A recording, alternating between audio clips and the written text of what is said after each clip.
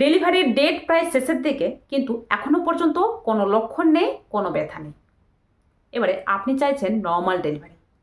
এক্ষেত্রে ঠিক সময়ে জরায়ুর মুখ না খুললে নর্মাল ডেলিভারি হবে কি করে, কি করবেন যাতে খুব সহজে জরায়ুর মুখ খুলে এবং নর্মাল ডেলিভারিতে বাচ্চা জন্মায়? তো এই বিষয়ে অনেকে জানতে চেয়েছে। চলুন আজকে ভিডিওতে এই বিষয়ে আলোচনা করব। এই বিষয়ে 5টা গুরুত্বপূর্ণ টিপসের কথা আলোচনা করব। তার জন্য অবশ্যই ভিডিওটা স্কিপ না করে শেষ পর্যন্ত দেখুন, যাদের ক্ষেত্রে ডেলিভারি সামনেই রয়েছে বা ডেলিভারি ডেট পেরিয়ে গেছে। এবং ভিডিওটা ভালো লাগলে, ইনফরমেটিভ মনে হলে অবশ্যই বেশি বেশি করে শেয়ার করুন, পারলে একটা লাইক করুন এবং চ্যানেলটাকে সাবস্ক্রাইব করে পাশে থাকুন। চলুন ভিডিও বেশি যাওয়া যাক। নমস্কার, দেশকোণ পঞ্চর আরেকটি নতুন ইনফরমেটিভ ভিডিওতে সবাইকে অনেক ওয়েলকাম, অনেক ভালোবাসা।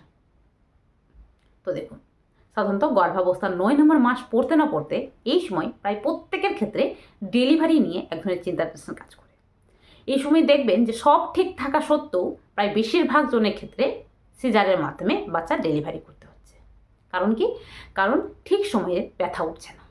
তো বলে দিই, দেখুন এই সময় আপনার ক্ষেত্রে ডেলিভারির ব্যথা যে ডেলিভারি ডেটের মধ্যে উঠবে তার কোনো ঠিক নয়, বা এটা কিন্তু প্রায় বেশিরভাগ জনের ক্ষেত্রে নাও হতে পারে। কারণ সাধারণত গর্ভাবস্থায় ডেলিভারি ব্যথা 100-র মধ্যে 5 থেকে 10% কিন্তু ডেলিভারি ডেটের মধ্যে ব্যথা ওঠে। বাদ বাকি বেশিরভাগ জনের ক্ষেত্রে হয় ডেলিভারি ডেটের পরে, আর না হয় ডেলিভারি ডেটের অনেক আগেই ব্যথা উঠে যায়। তো অবশ্যই বলবো, আপনার ক্ষেত্রে এখনও পর্যন্ত ডেলিভারি ব্যথা না উঠলে অধৈর্য হবেন না, ডেলিভারি ডেট পর্যন্ত অপেক্ষা করুন। এবারে যাদের ক্ষেত্রে ডেলিভারি ডেট 1 থেকে 2 দিন বাকি রয়েছে বা ডেলিভারি ডেট পেরিয়ে গেছে, তো এই সময় কী করবেন যাতে নর্মাল ডেলিভারি হয়? কারণ এই সময় স্বাভাবিকভাবে এক ধরনের চিন্তার নেশার কাজ করে যে ডেট শেষ হয়ে গেছে, আর হয়তো নর্মাল ডেলিভারি হবে না। তবে বলে দিই, ডেলিভারি ডেটের পরেও আপনার ক্ষেত্রে নর্মাল ডেলিভারি হতে পারে। এক্ষেত্রে 1 থেকে 2 সপ্তাহ পরেও কিন্তু অনেকের ক্ষেত্রে ডেলিভারি ব্যথা উঠে। তো এই সময় আপনার প্রেগনেন্সি হেলদি থাকলে, আপনার বাচ্চা হেলদি থাকলে, মানে আপনার বাচ্চার ওজন ঠিকঠাক থাকলে, বাচ্চার পজিশন ঠিকঠাক থাকলে অবশ্যই নর্মাল ডেলিভারি হবে। তবে এই সময় বিশেষ কিছু কাজ করতে হবে।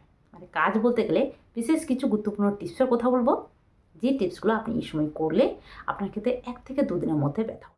তো এই সময় যেটা বলবো, যাদের ক্ষেত্রে ডেলিভারি ডেট পেরিয়ে গেছে তারা এই সময় প্রথমত যেটা করবেন সেটা হলো ডাক্তারবাবুর কাছে যান। ডাক্তারবাবুর কাছে গিয়ে আগে জানুন যে আপনার বাচ্চা ঠিকঠাক আছে কিনা, বাচ্চার পজিশন ঠিকঠাক আছে কিনা, এবং আপনার বাচ্চার চারপাশে জলের মাত্রা ঠিকঠাক আছে কিনা। কারণ অনেক সময় যেটা হয় যে ডেলিভারির ডেট পেরিয়ে গেলে কিন্তু বাচ্চার আকার বৃদ্ধি পাওয়ার জন্য বাচ্চার চারপাশে জলের মাত্রা কমতে থাকে, বাচ্চার শ্বাস নিতে কষ্ট হওয়া, এই ধরনের সমস্যা কিন্তু হয়ে থাকে। যার কারণে কিন্তু বাচ্চার ক্ষতি হয়ে থাকে যদি আপনি ডেলিভারি ডেটের পরেও বাড়িতে বসে অপেক্ষা করেন নর্মাল ডেলিভারির জন্য। তো এই সময় অবশ্যই আগে জানুন যে আপনার বাচ্চা ঠিকঠাক আছে কিনা, আপনার প্রেগনেন্সি ঠিকঠাক আছে কিনা, তারপরে কিন্তু নর্মাল ডেলিভারির জন্য অপেক্ষা করুন। এবারে এই সময় আপনি যখন নর্মাল ডেলিভারির জন্য অপেক্ষা করবেন, এক্ষেত্রে এই সময় প্রথমত যেটা খেয়াল রাখবেন সেটা হলো বাচ্চার নড়াচড়া। বাচ্চার নড়াচড়া সারাদিনে 10 থেকে 12 বার অন্তত পক্ষে করছে কিনা এটি খেয়াল রাখুন। কোনো কারণবশত বাচ্চার নড়াচড়া যদি কম মনে হয়, সেক্ষেত্রে দেরি না করে আপনি ডাক্তারবাবুর কাছে যাবেন। কারণ এই সময় বাচ্চার নড়াচড়াটা কমে যাওয়াটা স্বাভাবিক, তবে অন্তত পক্ষে 10 থেকে 12 বার করাটা কিন্তু অত্যন্ত জরুরি। তা না হলে কিন্তু এক্ষেত্রে বাচ্চার সমস্যা হওয়া বা বাচ্চার কিন্তু মারাত্মক ক্ষতি হওয়ার সম্ভাবনা থাকে। এবারে এই জিনিসটা গেল। এবারে এই সময় আপনার ক্ষেত্রে ডেলিভারি ব্যথা যাতে খুব সহজে উঠে এবং নর্মাল ডেলিভারিতে যাতে বাচ্চা জন্ম নেয়, সেক্ষেত্রে যে জিনিসটা করবেন সেটা হলো প্রথমত এই সময় আপনার স্তনের যে বটা অংশটা রয়েছে, এই বটা অংশের মধ্যে মাসাজ দিন। মানে আপনার যে নিপল অংশটা রয়েছে, এই নিপল অংশটাকে হালকা করে সার্কুলার মোশনে কিন্তু মাসাজ দিন। এটা করলে যেটা হবে যে আপনার শরীরে এক ধরনের অক্সিটোসিন নামক হরমোন খরিত হবে, আর এই অক্সিটোসিন নামক হরমোনটি স্বাভাবিকভাবে আপনার ডেলিভারি ব্যথাকে প্রাকৃতিকভাবে উঠাতে সাহায্য করবে। সাধারণত গর্ভাবস্থার এই সময় অনেকের ক্ষেত্রে হরমোনাল ইমব্যালেন্সের কারণে ডেলিভারি ব্যথা উঠতে পারে না। তো এই সময় এই জিনিসটা করলে খুব সহজে প্রসবের ব্যথা ওঠে এবং নর্মাল ডেলিভারিতে বাচ্চা জন্ম নেয়। তো অবশ্যই এই সময় আপনার স্তনের বটা অংশটিকে হালকা করে মাসাজ দিন, যেটাকে সাধারণত নিপল স্টিমুলেশন বলা হয়ে থাকে। অবশ্যই এটি করতে পারেন। কতবার করবেন? এটি সাধারণত সারা দিনে 3 থেকে 4 বার 5 মিনিট ডান দিকের স্তনে, 5 মিনিট বাম দিকের স্তনে করে এভাবে করে করতে থাকুন। সেক্ষেত্রে এটা করলে খুব সহজে প্রসবের ব্যথা কিন্তু উঠবে। 2 নম্বর, এই সময় কিছু খাবার খেতে বলবো। সেটা হলো আপনার ক্ষেত্রে ডেলিভারি ডেট সামনে রয়েছে, আপনার বাচ্চা ঠিকঠাক রয়েছে, বাচ্চার পজিশন ঠিকঠাক রয়েছে, আপনার প্রেগনেন্সি হেলদি রয়েছে। তো এই সময় আপনি কাঁচা পেঁপে এবং আনারস খান। সাধারণত পুরো প্রেগনেন্সিতে আমরা এটা খেতে বারণ করি, কারণ কাঁচা পেঁপে এবং আনারসের মধ্যে যেটা রয়েছে যে লেটেক্স এবং ব্রোমেলিন নামক এক ধরনের উৎসেচক রয়েছে, যে উৎসেচকটা স্বাভাবিকভাবে আপনার প্রেগনেন্সি মিসক্যারেজ হওয়া বা সময়ের আগে জরায়ুর মুখ খুলে দেওয়া এই ধরনের সম্ভাবনা করে থাকে। তবে এই সময় আমাদের কিন্তু দরকার যে জরায়ুর মুখ যাতে খুলে এবং বাচ্চা যাতে খুব সহজে নিচের দিকে নামতে পারে। তো অবশ্যই এই সময় কাঁচা পেঁপে এবং আনারস খান। কটা করে খাবেন? এই সময় 3 থেকে 4টা করে স্লাইস খান। অবশ্যই ডাক্তারবাবু পরামর্শে খাবেন, কারণ অনেক সময় যেটা হয় যে কাঁচা পেঁপে এবং আনারস খেলে খুব সহজে ডেলিভারি ব্যথাটা উঠে যায়, এবং অনেক সময় ডাক্তারবাবু যদি নাগালে না থাকেন অনেকের ক্ষেত্রে ক্ষতি হওয়ার সম্ভাবনা থাকে। তো অবশ্যই এই সময় ডাক্তারবাবু যাতে অ্যাভেলেবেল থাকেন, সেক্ষেত্রে অবশ্যই তার পরামর্শে খেলে ঠিক সময় কিন্তু আপনি ডাক্তারবাবুর কাছে যেতে পারবেন। তার সঙ্গে সঙ্গে কাস্টর অয়েল খান। কাস্টর অয়েল বলতে গেলে এই সময় বিশেষত যেটা হয়ে থাকে যে অনেকের ক্ষেত্রে কনস্টিপেশনের সমস্যা থাকে। প্রেগনেন্সিতে কমন একটা সমস্যা কনস্টিপেশনের সমস্যা। তার জন্য অনেকের ক্ষেত্রে কিন্তু ডেলিভারি ব্যথা ওঠে না। তো এই সময় কী করবেন? কাস্টর অয়েল খান। কাস্টর অয়েল খেলে যেটা হবে যে এটা কিন্তু আপনার কনস্টিপেশনের সমস্যাটাকে দূর করবে। এই সময় লুজ মোশন হালকা পরিমাণে হয়ে থাকে, 1 থেকে 2 বার লুজ মোশন হলেই কিন্তু পেটটা পুরো পরিষ্কার হয়ে যায়, যার কারণে ডেলিভারি ব্যথাটা খুব সহজে হতে পারে এবং বাচ্চা নিচের দিকে নামতে পারে। তো এই সময় কীভাবে খাবেন কাস্টর অয়েলটা? কাস্টর অয়েল খাবেন যেভাবে, সেটা হলো হালকা উষুম জলের সঙ্গে 1 চামচ খেতে পারেন, অথবা হালকা উষুম গরম দুধের সঙ্গে বা চায়ের সঙ্গে খেতে পারেন। 1 চামচ খেয়ে দেখলেন যে আপনার ক্ষেত্রে লুজ মোশন হলো, ঠিক আছে, কিন্তু তাতেও যদি না হয়ে থাকে তাহলে 2 চামচ খেতে পারেন সারাদিনে, তবে এর চেয়ে বেশি খাবেন। তো অবশ্যই এই জিনিসগুলো কিন্তু ডাক্তারবাবু পরামর্শ করবেন। তার সঙ্গে সঙ্গে এই সময় তৃতীয় যে টিপসটা করবেন সেটা হলো এই সময় আপনি হাঁটাচলা করুন। দেখুন, গর্ভাবস্থায় সব ঠিক থাকা সত্ত্বেও অনেকের ক্ষেত্রে কিন্তু ব্যথা ওঠে না। তার প্রধান কারণ হলো এই সময় ঠিকঠাকভাবে নিজেকে অ্যাক্টিভ না রাখা। তো এই সময় নিজেকে যতটা পারবেন অ্যাক্টিভ রাখুন।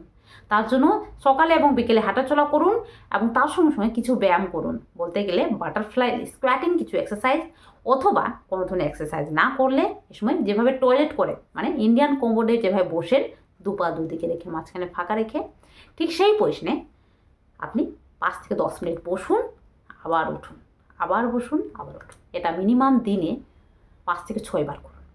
এটা করলেও কিন্তু আপনার ক্ষেত্রে জরায়ুর মুখ তাড়াতাড়ি খুলতে পারে, বাচ্চা নিচের দিকে নামতে পারে। তার সঙ্গে সঙ্গে যাদের ক্ষেত্রে বাচ্চার ওজন ঠিকঠাক রয়েছে বা প্রেগনেন্সিতে ওজন খুব একটা বেশি বাড়েনি, তারা কিন্তু ঘিও খেতে পারেন, বা খাবারের মধ্যে ঘি দিয়েও কিন্তু খেতে পারেন। ঘিও কিন্তু অনেক সময় দেখা গেছে যে ডেলিভারি ব্যথা ওঠাতে সাহায্য করেছে। তবে যাদের ক্ষেত্রে ওজন খুব বেশি রয়েছে, বাচ্চার ওজন খুব বেশি রয়েছে, তারা কিন্তু খাবেন না, কারণ ঘি ওজন বাড়াতে সাহায্য করে, এটা মনে রাখবেন। এবং এই সময় চতুর্থ যে টিপসটা বলবো সেটা হলো এই সময় আদা এবং রসুন খান। কাঁচা রসুনও আপনি খেতে পারেন। কাঁচা রসুন আর আদা যেটা করে যে এই সময় কিন্তু এই জিনিসগুলো গরম জাতীয় খাবার, এগুলো খেলে খুব সহজে অনেকের ক্ষেত্রে কিন্তু একটু পেটে ব্যথা বা হালকা মানে পেট খারাপের সমস্যা দেখা দেয়। তো এই জিনিসগুলো কিন্তু আপনি খেতে পারেন, বা চায়ের সঙ্গে আপনি আদা দিয়ে খেতে পারেন। হালকা মানে গ্যাস অ্যাসিডিটির সমস্যা হয়, যেটা কিন্তু প্রেগনেন্সি ব্যথাতে কনভার্ট হয়ে যায়। তো এটাও কিন্তু আপনি করতে পারেন। এছাড়াও এই সময় বিশেষ কিছু জিনিস আপনি করতে পারেন, সেটা হলো খেজুর খান। খেজুর খেলে যেটা হবে যে খেজুরও কিন্তু নর্মাল ডেলিভারি ব্যথা ওঠাতে সাহায্য করে থাকে। এক্ষেত্রে খেজুর এই সময় হালকা উষুম দুধের সঙ্গে ফুটিয়ে 5 থেকে 6টা করে খেজুর সারাদিনে খেতে পারেন। এটাও কিন্তু আপনার ডেলিভারি ব্যথা ওঠাতে সাহায্য করবে। তাছাড়াও পঞ্চম যে টিপসটা বলবো সেটা হলো কোনো ধরনের চিন্তা টেনশন না করা। এই সময় ঠিকঠাকভাবে জল খাওয়া, ঠিকঠাকভাবে পর্যাপ্ত পানে খাবার খাওয়া। অনেকে থাকেন যাদের ক্ষেত্রে ডেলিভারি ডেট কাছিয়ে আসে বা ডেলিভারির ডেট পেরিয়ে যায়, যার কারণে এখন চিন্তা টেনশন কাজ করে, নেগেটিভ চিন্তা ভাবনা করতে থাকে যে আর হয়তো নর্মাল ডেলিভারি হবে না, এবার সিজারি করতে হবে। তো না, চিন্তা টেনশন একদমই করবেন না। যেটা বললাম যে ডেলিভারি ডেটের 1 থেকে 2 সপ্তাহ পরেই কিন্তু আপনার ক্ষেত্রে নর্মাল ডেলিভারিতে বাচ্চা জন্ম নেবে। এক্ষেত্রে অবশ্যই ডাক্তারবাবুর পরামর্শে থাকুন এবং এই টিপসগুলো অবশ্যই করুন। এই সময় পর্যাপ্ত পরিমাণে হেলদি খাবার খান এবং পর্যাপ্ত পরিমাণে জল খান। ঠিকঠাকভাবে জল না খেলে বাচ্চার চারপাশে জলের মাত্রা কমে যাবে, যার কারণে সব ঠিক থাকা সত্ত্বেও আপনার ক্ষেত্রে নর্মাল ডেলিভারি হয় না। তো অবশ্যই এই জিনিসগুলো মনে রাখবেন এবং এই সময় নিজেকে যতটা পারবেন অ্যাক্টিভ রাখুন, ধৈর্য ধরে থাকুন। অবশ্যই নর্মাল ডেলিভারিতে বাচ্চা জন্ম নেবে, তার জন্য এই বিশেষ জিনিসগুলো অবশ্যই করুন। এই সময় হাঁটাচলা করুন, পারলে কিছু ব্যায়াম করুন, স্কোয়াটিং, বাটারফ্লাই, অথবা ইন্ডিয়ান কোমোডে যেভাবে বসেন সেভাবে মাঝে মাঝে বসুন। তার সঙ্গে সঙ্গে এই সময় আপনি কাস্টর অয়েল খেতে পারেন, ঘিও খেতে পারেন, যাদের ক্ষেত্রে ওজন খুব একটা বেশি নয় বা বাচ্চার ওজন খুব একটা বেশি নেই। তাছাড়াও এই সময় আপনি যে মোস্ট কমন একটা সেটা হলো স্তনের যে বটা অংশটা রয়েছে সেটা কিন্তু হালকা করে স্টিমুলেট করতে পারেন বা মাসাজ দিতে পারেন। এটা কিন্তু খুব এফেক্টিভ। এটা আপনি অবশ্যই করুন। আপনার ক্ষেত্রে অবশ্যই নর্মাল ডেলিভারিতে বাচ্চা জন্ম হবে। তো চলুন আজকের ভিডিওটা এই পর্যন্ত। ভিডিওটা কেমন লাগলো কমেন্ট বক্সে জানাবেন। পারলে বেশি বেশি করে শেয়ার করুন এবং অবশ্যই চ্যানেলটাকে সাবস্ক্রাইব করে পাশে থাকুন। আর কোন রিলেটেড ভিডিও চাইছেন কমেন্ট বক্সে অবশ্যই জানাবেন। চেষ্টা করবো সেই বিষয়ে ভিডিও শেয়ার করার জন্য। চলুন আজকে এই পর্যন্ত, দেখা হবে আরেকটি নতুন ভিডিওতে। আজকের জন্য টাটা। সবাই ভালো থাকবেন, সুস্থ থাকবেন, সাবধানে থাকবেন।